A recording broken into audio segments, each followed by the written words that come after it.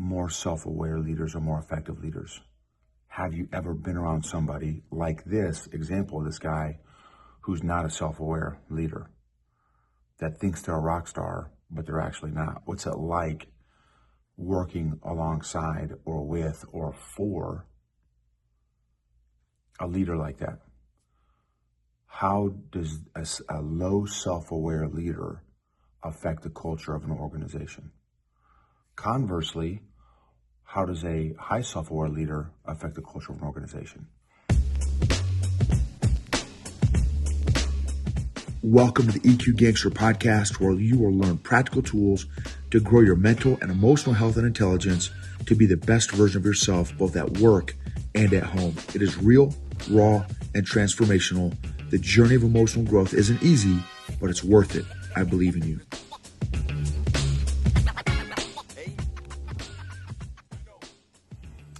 EQ Gangsters, what's up? Okay, this episode is going to be, he thinks he's a capable rock star with high capacity and is neither. So that's the title of this episode. And and I'll get into details on that here in just a little bit. So I am thankful for hotels. I'm thankful for airplanes. I'm thankful for automobiles. I'm thankful for marinas and boats. I am thankful for cold showers. I am thankful for PT, physical training. I'm thankful for gyms and fitness equipment. I am thankful for homies and smiles and laughter and emotional intelligence and goals and challenges and adversity and growth and forgiveness and patience and grace and love and kindness and firm handshakes, good hugs, and people that are willing to grow and change and take ownership of the junk in their trunk. All right. So he thinks he's a capable rock star with high capacity and is neither. All right. So for those of y'all that are on YouTube, what's up? What's up? YouTube. I don't have a good YouTube gang sign yet. I'm in a hotel room. I'm doing 3 2-day workshops on talent, accountability, and culture. And I'm doing it for an organization that was a client while I was with Arrowhead. And I had done a five dysfunctions of a team by Patrick Lencioni, his leadership program based on his book, 5 Behaviors of a Cohesive Team, which was a leadership program. His book was 5 Dysfunctions of a Team. Okay, this is about, so this guy is not in this company that I'm doing this workshop with. That's just where I'm at now while I'm shooting this episode about a guy that I've met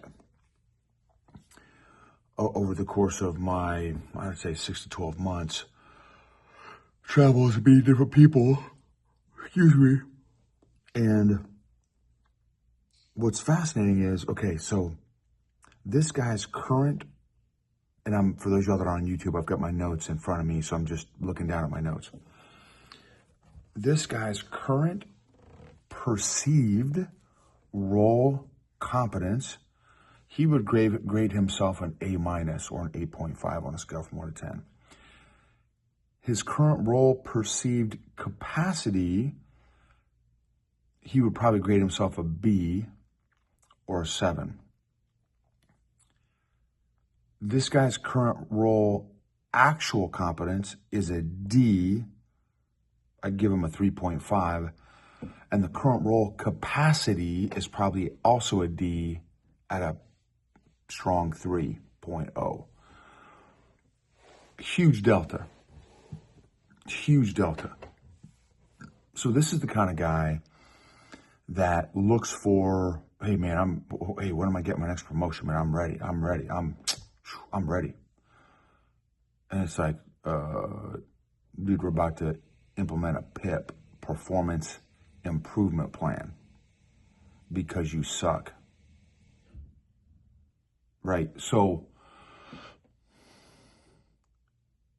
and again, the blessing of, in my previous life, so to speak, doing all my executive coaching, working with lots of different companies and lots of different industries and spaces, I got a chance to meet a lot of people, and a lot of leaders lack self-awareness. I would say most leaders lack. In fact, man, it's in the workshop I'm doing this week and next week. There's a statistic. It's something like 91% of people are not self-aware.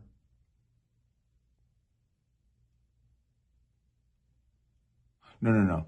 91% of people think they're self-aware, but only 10 to 15% are actually self-aware.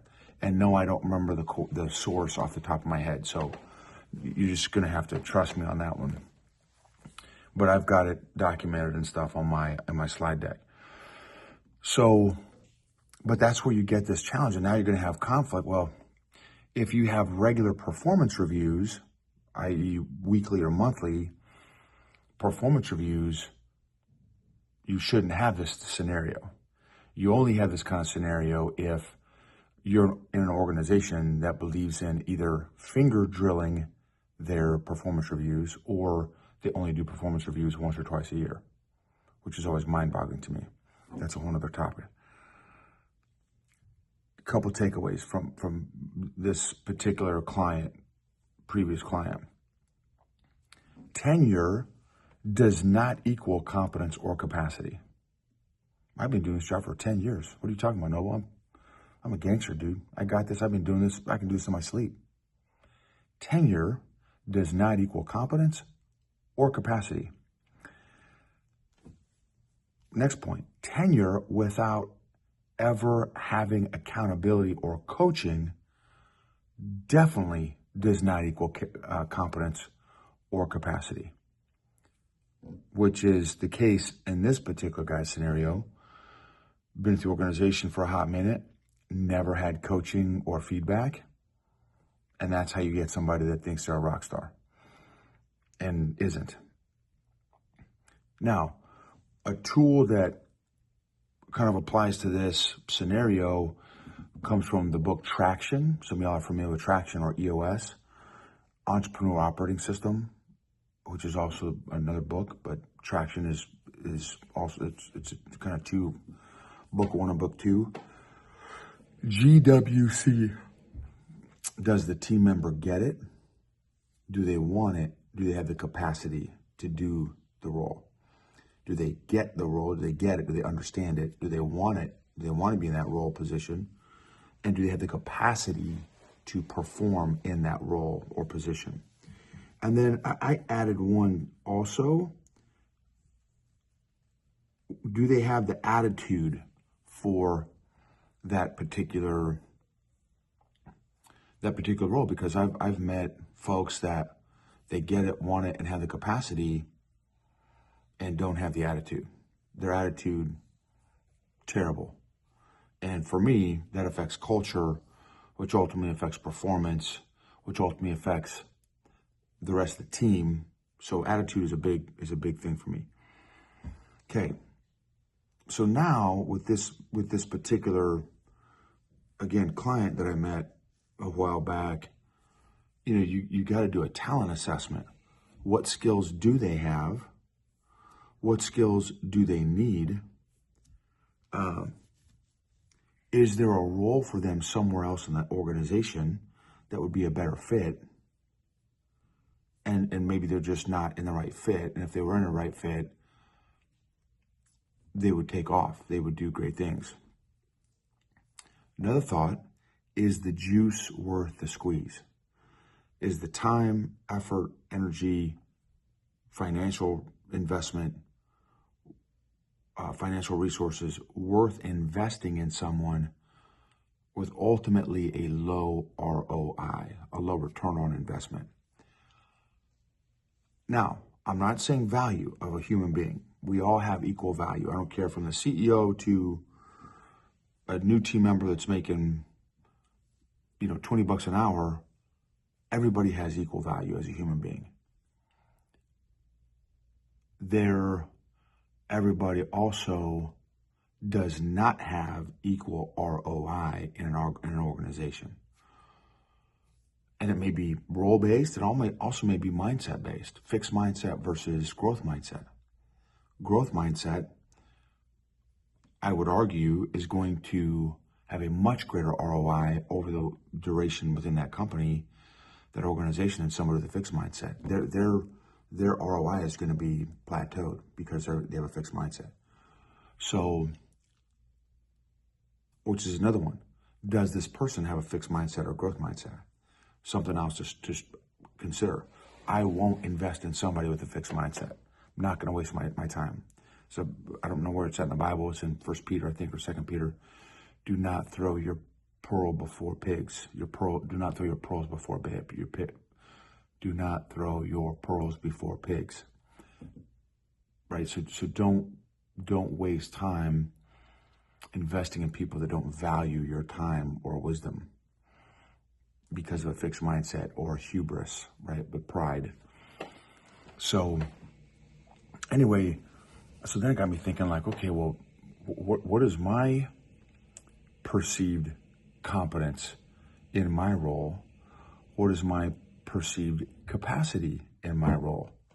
What is my actual competence in my role? What's my actual capacity in my role? How close is that? How big or small is that delta between perceived and actual? Hopefully, if I have a good EQ and I have one of the 15 elements of emotional intelligence in the EQI 2.0 assessment is reality testing.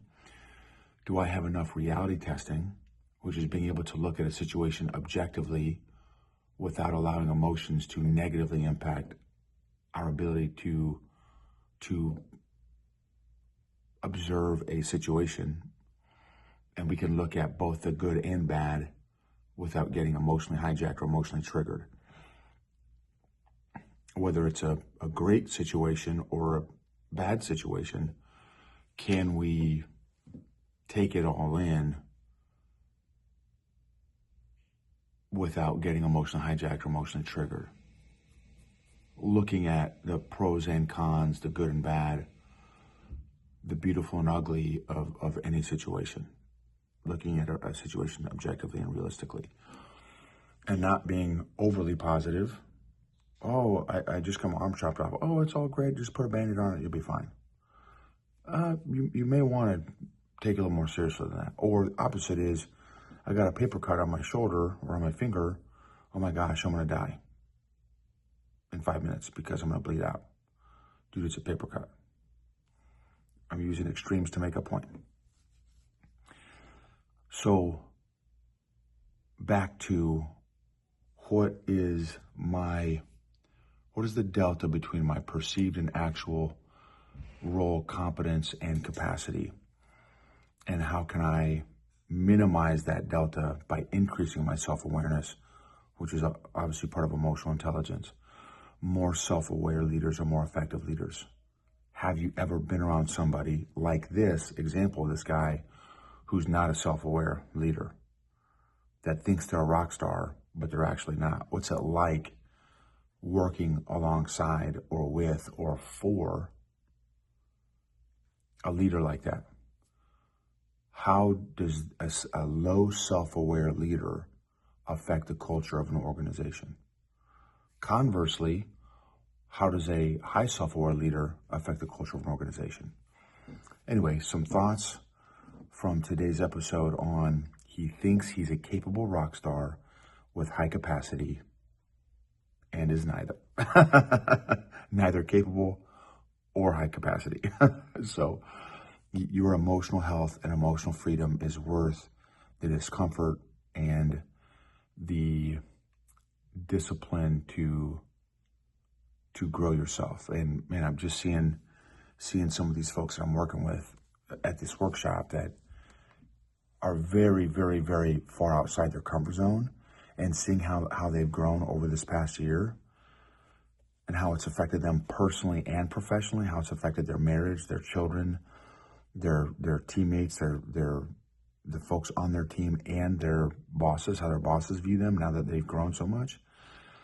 This is very, very humbling work. Being a leader and a leader developer is very, very humbling work that I'm very, very grateful that God has allowed me to be in this arena.